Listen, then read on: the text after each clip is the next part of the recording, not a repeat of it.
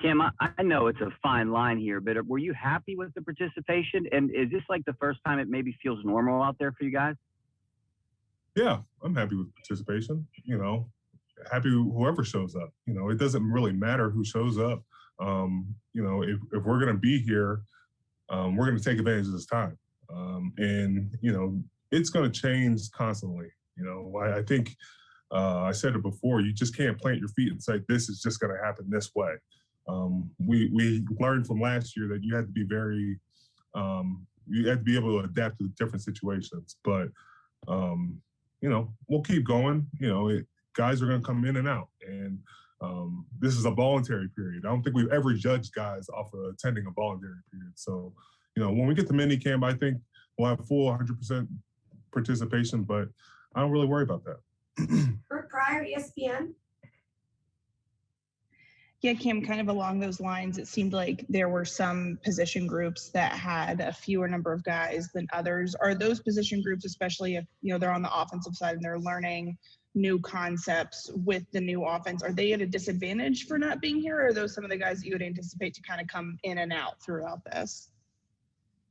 If they weren't here, it doesn't really matter. I think we've had guys in before this time. So, we just haven't been able to really publicize it, but guys have been coming in, and wherever they're working, they're getting good work. We never have to worry about that with our guys. We've I think our level of communication has improved during the pandemic, where you don't just depend on a facility to provide everything you need, and that's huge for us now. I can tell you, last year I didn't know how to set up a workout by myself, but you get really good at it, and you get used to a familiarity to it. You're able to do it by yourself.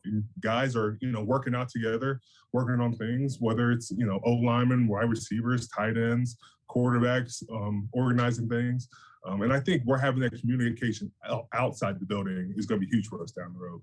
Mark Cavalli, The Athletic. Hey Cam, change gears a little bit. I know last week you were pretty vocal defending your quarterback then. Why did you feel the need? I'm assuming you heard all the offseason chatter about him and how people don't think he's going to be any good this year. Why did you feel the need to come to his defense, and how did he look out there today? Man, I think we're just blowing it out of proportion. The dude went 11-0 to start the season. How many other quarterbacks did that? And I think we can sit up here and talk about we lost the game last year. We lost to the Cleveland Browns. Okay, so be it. We fell off at the end. We still made the playoffs, but I'm not here to, say my quarterback's not able to do it. I've seen this guy win Super Bowls on TV. I've seen him day in and day out compete. And, you just get frustrated because, I know Ben puts in work, and I know how much he cares about this team. If he didn't want to do it and he didn't, if he was just here for the money, that's one thing. And I don't think we would ever have to worry about that. But when he steps in this building, he's 100% dedicated to this. So when I hear the bad mouthing about him being, a not great quarterbacks, and then everybody's ready to elevate other quarterbacks, I'm like, what have they done? This guy is a proven winner, but yet we're ready to discount him. All I was saying was, I think having a greater balance is going to make him that more dangerous. You bring in guys, and I know our offensive line is in flux, but, they're going to be better because they're learning a different system. We bring in another running back. We bring in, our receivers are a year older. Bring in another tight end. All these different things I think can help Ben. And, I'm excited for him. As a defense, when the offense can stay on the field, that lets us know that we're okay. When the offense isn't on the field and we're on the field, that means we gotta kick butt. But when the offense is on the field, we can totally get after it. Jerry Dulac, Post-Gazette. Hello, Cam. Was it important What's up? I'm well. Was it important for you and Ben to be here on the first day? And what was the message, if any, that you delivered to your veteran players about OTAs and attending? I don't know if it's, I don't put a lot of stock into this. I think, we can benefit from it, but if a guy's not here and chooses to go elsewhere, that's not a big deal to me.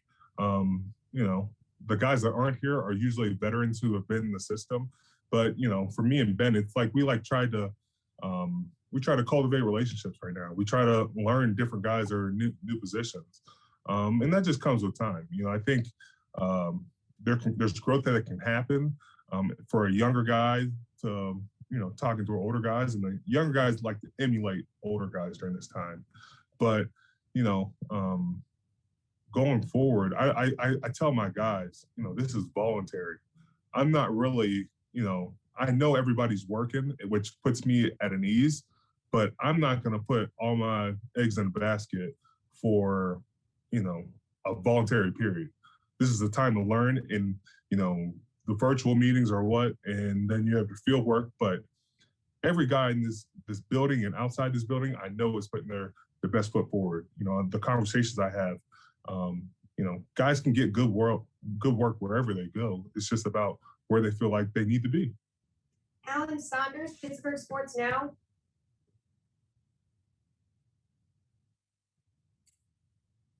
You mentioned it a little bit earlier, but how much did the 17th game, how much does that kind of change the math for you about how and how much and how often you want to exert yourself and go through contact in the off season?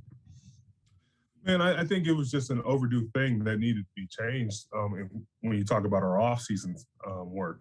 17th game is it's funny. We get a 17th game, and they say they shorten our preseason, but then we have the Hall of Fame game. So it's not really like we're shortening anything for us.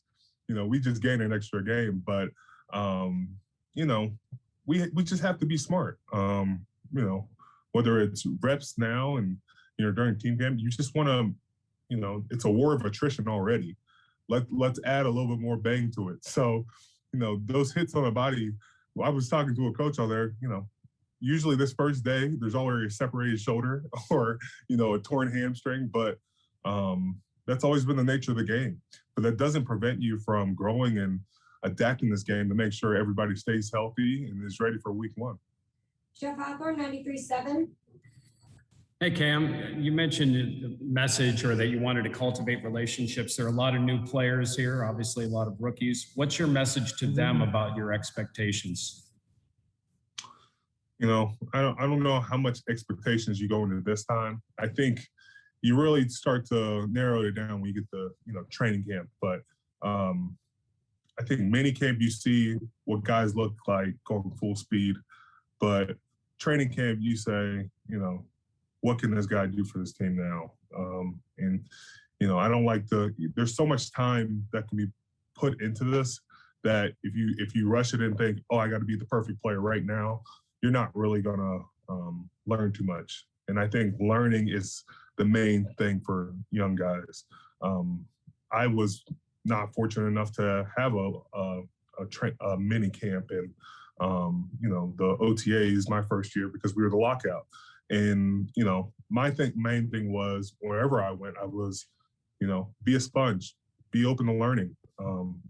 You're in a different situation where you might have only played 13 games in a season. Now you're going to play 17 in the regular season. And then 4 preseason games on top of that. It's a war of attrition. So understand how guys prepare their bodies, their minds, and just get used to being in the flow of NFL football. It's a different space, and you just got to be willing to learn. Tim Benz, True. Cam, a couple questions ago, you mentioned that sort of complementary football angle of how the offense could help the defense. Mike talks about that a lot, too, as it relates to pass rush and coverage. You lost Bud, you lost Nelson, you lost Hilton. Can you talk about a little bit how that complementary football sort of aspect is challenged this year with some of those guys gone from your defense and the options you have to replace those guys? Yeah, it's always a challenge. You lose guys, great guys every year.